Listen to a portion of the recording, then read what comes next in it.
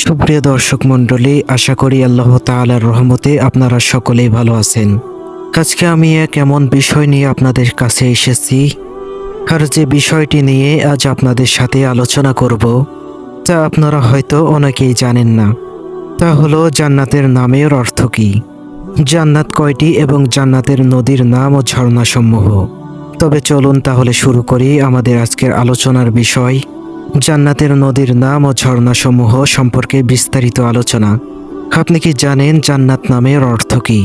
জান্নাত নামের অর্থ হচ্ছে বাগান।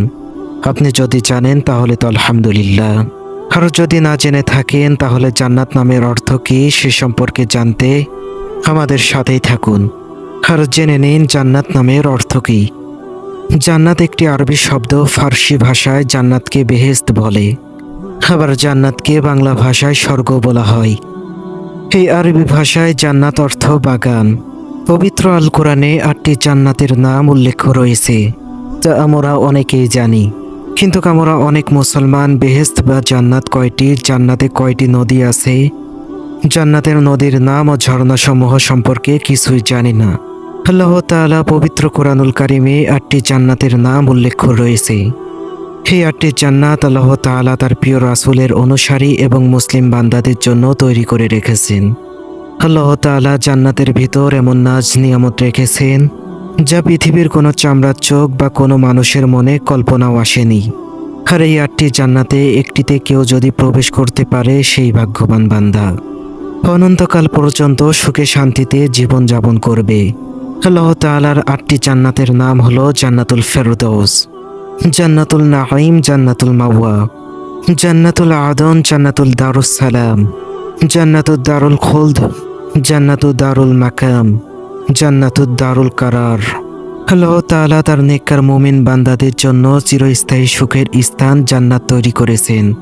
যে মুমিন বান্দারা দুনিয়াতে সৎকর্ম করেছে, আল্লাহ এবং রাসূলের আদেশ মতো মেনে চলেছে, তারাই পরকালে আল্লাহ তাআলার জান্নাতে প্রবেশ করবে।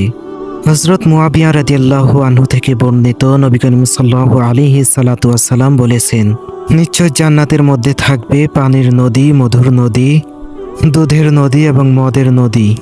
আল্লাহ তাআলা বলেন, দুনিয়াতে যারা মদ পান করে তারা জান্নাতের শরাব থেকে বঞ্চিত থাকবে। পানি, মধু, দুধ ও শরাব কখনো বিস্বাদ অথবা বিবর্ণ হবে না। হযরত আনাস রাদিয়াল্লাহু তাআলা আনহু থেকে বর্ণিত, তিনি বলেন, একদিন আমরা মদিনার মসজিদে রাসূল সাল্লাল্লাহু আলাইহি সাল্লাতু ওয়াস সালামের সাক্ষাতে উপস্থিত হলাম। হঠাৎ তার মধ্যে অচেতনার ভাব দেখা দিল। কিছুক্ষণ পর তিনি হাসি মুখে মাথা উঁচু করলেন। আমরা জিজ্ঞেস করলাম, হে আল্লাহর রাসূল, আপনার হাসির কারণ কি? আমরা কি জানতে পারি? নবী করিম সাল্লাল্লাহু আলাইহি সাল্লাতু ওয়াস সালাম বললেন, এই মুহূর্তে আমার উপর একটি সূরা অবতীর্ণ হয়েছে। সূরাটির নাম কাউসার। তোমরা কি জানো কাউসার কি? আমরা বললাম, আল্লাহ তার রাসূল ভালো জানেন। হযরত মুহাম্মদ সাল্লাল্লাহু আলাইহি সাল্লাতু ওয়াস সালাম বললেন, এটা জান্নাতের একটি নদীর নাম। আমার পালনকর্তা এই নদীটি আমাকে দেবেন বলে ওয়াদা করেছেন।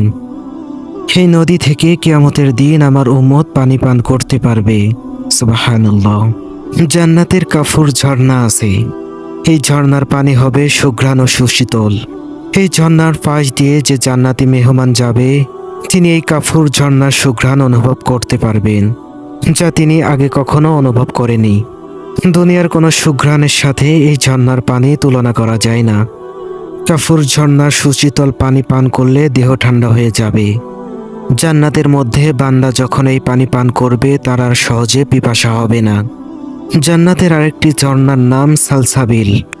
এই ঝর্ণার পানি হবে ফুটন্ত চা ও কফির ন্যায় সুগন্ধি। জান্নাতের মধ্যে বান্দা যখন চা অথবা কফির ন্যায় কিছু খেতে চাইবে, তখন এই সালসাবিল ঝর্ণা থেকে ওই বান্দাকে দেওয়া হবে। এই সালসাবিল ঝর্ণার পানি এতটা সুগন্ধি ও উত্তপ্ত হবে যা দুনিয়ার কেউ কল্পনাও করতে পারেনি।